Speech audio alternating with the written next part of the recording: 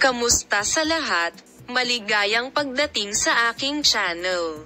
Isang taon na pagdiriwang mula kay Engin Acurec, na ikinasal kay Tagbabuyat Usten, na naaalala sa karakter na kanyang ginampanan sa serye kung saan siya gumanap, at sa serye na nagkaroon ng maagang finale.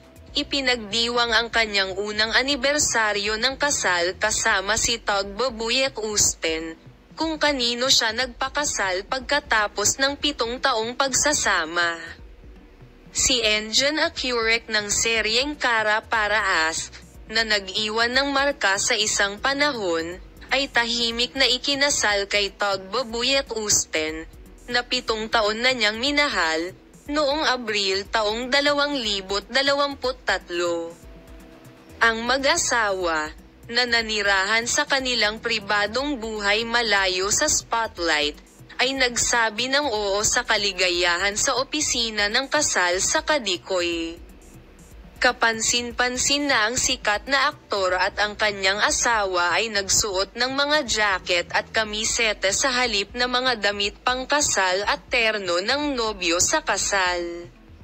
Si Icola ay nagkaroon ng kasal sa isang hotel sa Sepangka noong ika-10 ng Hunyo taong 2023.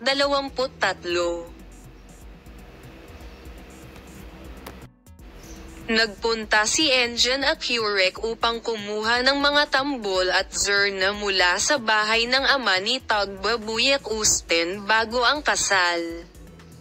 Ang unang larawan ng masayang araw ng mag-asawa ay ibinahagi ng ina ng aktor. Naging magkamag-anak kami na may napakagandang pamilya. The mother, who posted the photo of her son and bride on Instagram, said, "We are related to a very beautiful family." Ang kanyang mga tagasunod ay nagbuhos ng mga mensahe ng pagbati sa ilalim ng post ng ina. "Mahal na mahal kita." Nagbahagi si Engin Acurec ng isang romantikong post sa anibersaryo ng kanyang kasal.